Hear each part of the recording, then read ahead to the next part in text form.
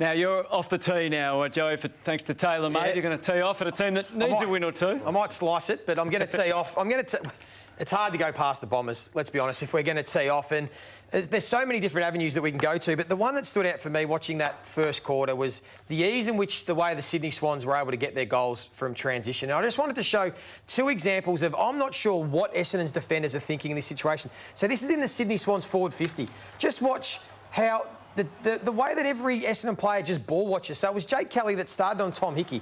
He just tracks and goes and stands in the middle of the 50-metre line and leaves Tom Hickey all on his own. There were two other Essendon players that could have almost held his hand and they did nothing. And then I wanted to have a look at this one. So we've all seen this incident with Dylan Shield and Mason Redman.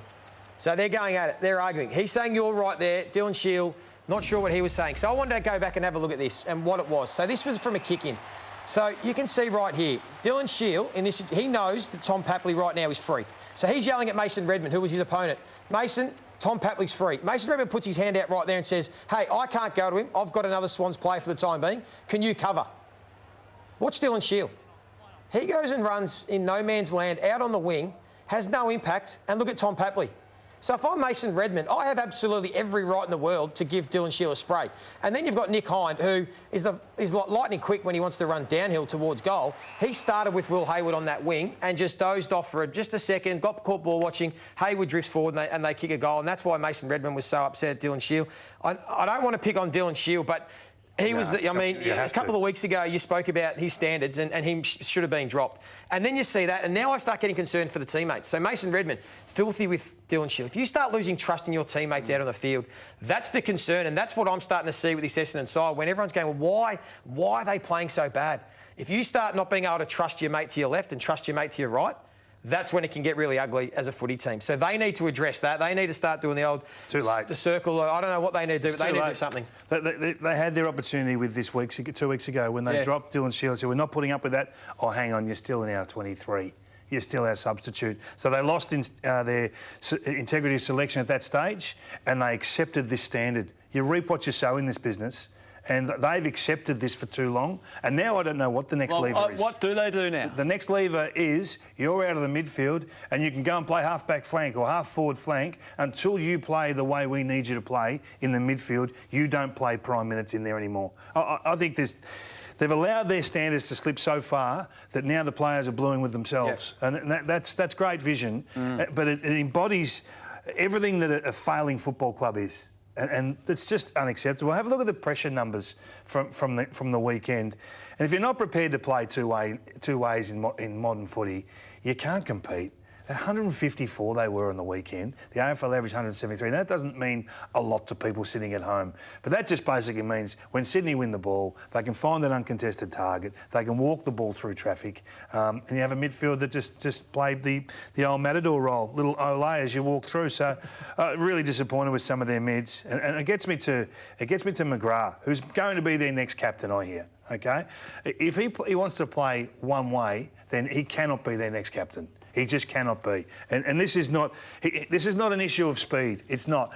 Warner's right next to him. This play tracked all the way along the wing. There's Hind, the fastest player in the world when it's going his way.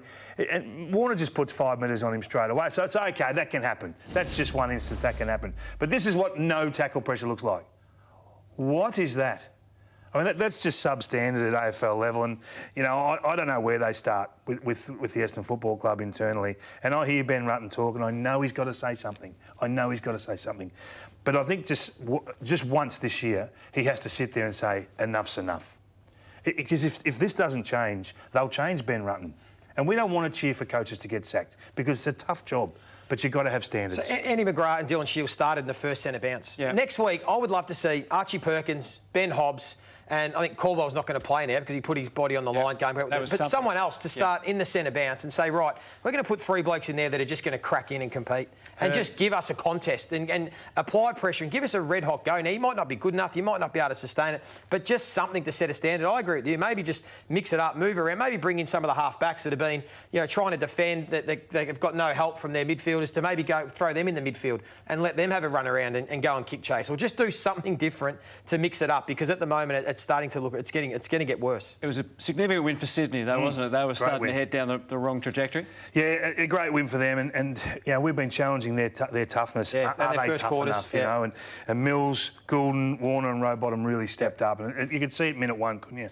And I'm in love with Sweet Feet Goulden. He's a beautiful ball user. I love seeing him kick the ball inside 50. I don't think he's absolutely hit his straps yet, but it's kicks like this that just separate games.